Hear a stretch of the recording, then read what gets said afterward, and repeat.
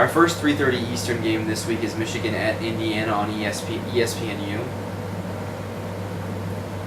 Indiana is probably got the strongest passing attack in the Big Ten right now. It's true. Tandon, Doss, Belcher, Turner. With Doss being the X factor, incredible receiver. He does an amazing job at shielding defenders with his body when he's in the air, and he's also using the running game quite a bit. He's shifty. He does punt returns, kick returns. Yeah, they do him on the end around. They also the Willis as the running back. He hasn't got a lot of running yards yet, but he does catch the ball out of the backfield. Yeah, because they're averaging, I think it's about 70 yards a game rushing right now, but when they do rush it, they give it to Willis. And he had one good game. They haven't played anyone yet, so we'll yet to see what their team will do against any real defense. I think their opponent's played record is 2-win. So they played Towson, who's FCS, and they're 0-4, and they didn't play anybody else. They beat Akron, who's 0-4, losing to an FCS team. Is what Akron lost to an FCS team. So they really haven't been challenged yet. This is going to be their first challenge coming up.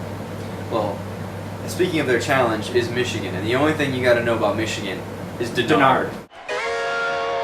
Second and 5. Here he goes again. They've been able to convert. Oh, beautiful fake and a man wide open.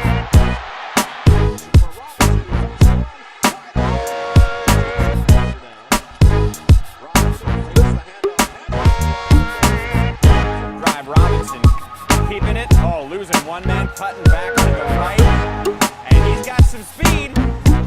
47 yards into the end zone. Big Ten Fansite Player of the Month, Denard Robinson. Denard Robinson has had an incredible season so far.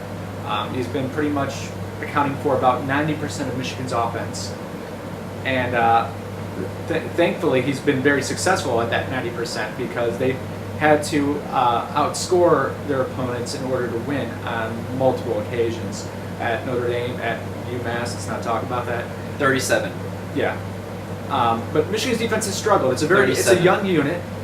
Thank you. I get it. Which is why, win or lose, no matter how this game ends, if the countdown to firing Greg Robinson hasn't already started with 37 points against UMass, it will start after this game. Win or lose, I don't care. I don't care if you win by 20. You will still give up 40. Agreed.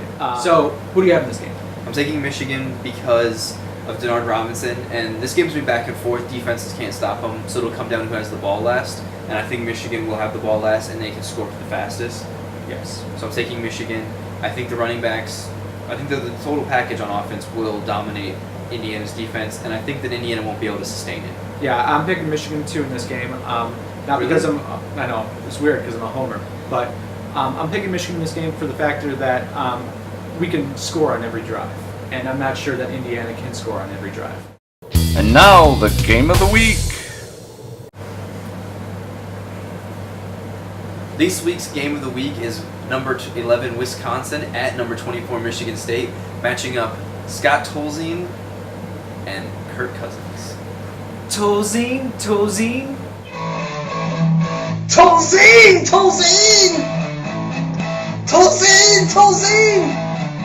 Bielema's choice of quarterback was the best it could have been. YouTube. Yeah. Do you know that when Scott Tolzien tells a story, an angel gets its wings?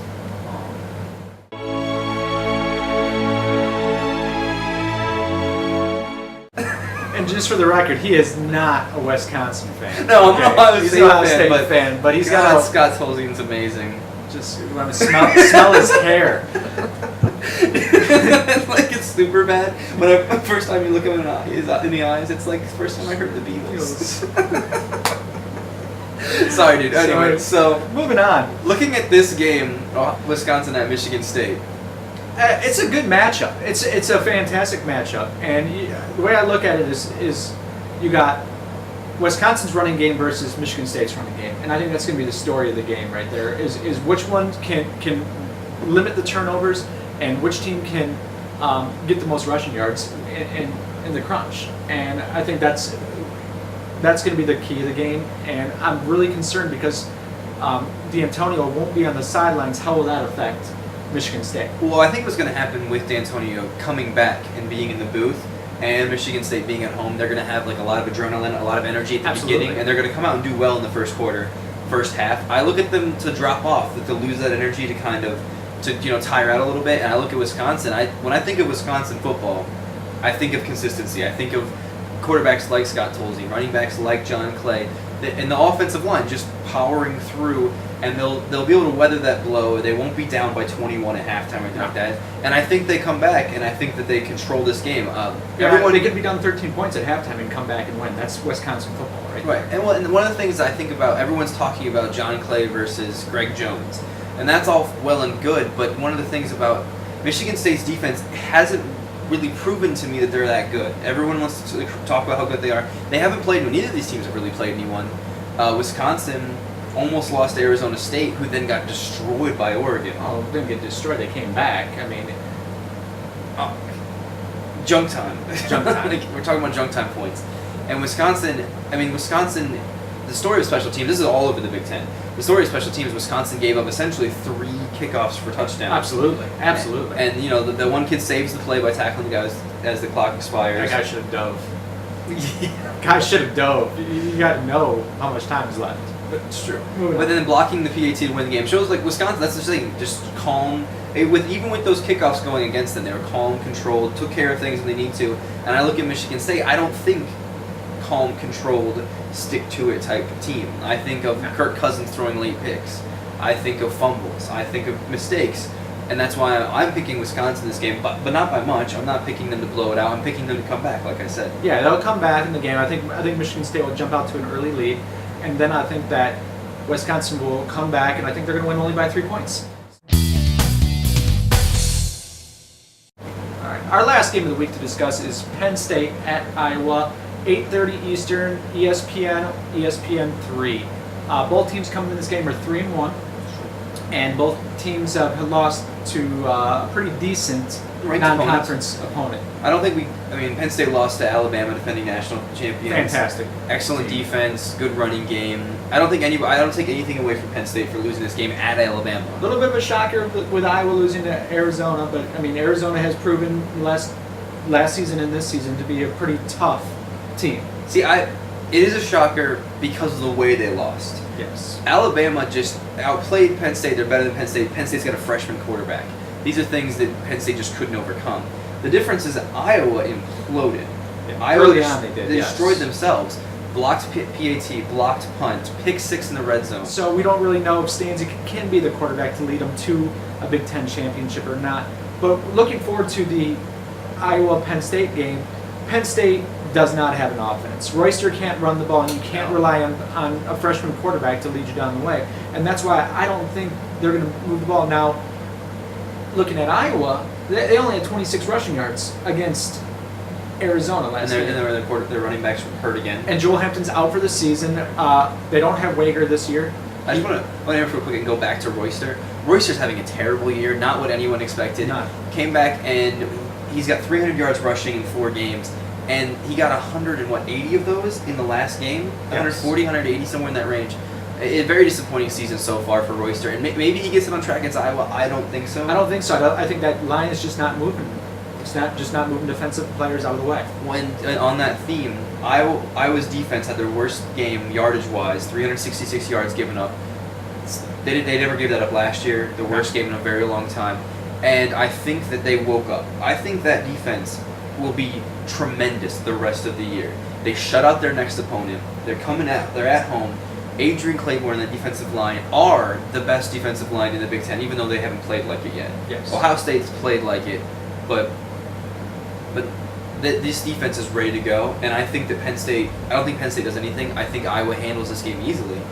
I could say that. I don't know if Iowa's going to put up the points that you're thinking. I think it's going to be somewhere in the range of a 20 to 10. The defense 20 to 10 Iowa will win. My pick is Iowa to win this game. 20 to 10 range is what I'm looking at. You're looking at a much more margin. I'm talking victory. a convincing victory because I think the defense scores. I think the special teams help score. Adrian Claiborne's going to score in this game. Adrian Claiborne is a man beast. Or at least take points off the. I said man beast. That's right. He'll either score or take points off the board for Penn State, blocking a kick, sack in the field goal range, something like that. Iowa big in this game, I think. All right, we didn't hit on Purdue or Nebraska this week because they do have bye weeks. We'll hit you next week, but Purdue. Real quick, Purdue has 2 bad losses against Notre Dame and Toledo. Haven't looked very good. They're worse than we thought they might be. But, Big Ten season starts. Let's see what they do. And Nebraska, they beat an overrated Washington team. We expect them to keep rolling through the Big 12 this year, but we'll hit you guys next week. Incidentally, Nebraska does play on Thursday, so we won't cover that in the next show. We'll kind of recap it. We'll look at them playing Kansas State, take them down real easy. All right, just to recap this week about our picks, which were unanimous. We have Ohio State winning, we have Wisconsin winning, we have Michigan winning, we have Northwestern winning, and we have Iowa winning. Doesn't happen a lot, but our picks were unanimous. So if you guys want, feel free to send us some feedback on our picks. On the show, tell us if we did well, tell us if we did terrible. Yeah, you can contact us via email at the bigtenfansite@gmail.com, or you can leave us a voice message at 313-31-BIG10. That's 313-31-BIG10 for you scholars out there. That's all the time we got. Oh, when you leave a voicemail, we do want you to give us your name, where you're from, who's your team. Yes. I'm John Doe from Michigan. I hate you. That's actually pretty funny. We should, if you do that, we might put that on the show. That's our goal, is to put these on the show. Include a lot of user generating or people who are watching some content. Appreciate that. We also want to throw a shout out to Lights and Sound, who's going to be up all night tonight. Editing this. So that's all the thank you time for we got. watching. Thanks for watching. We'll see you next week. Shout out to Lights.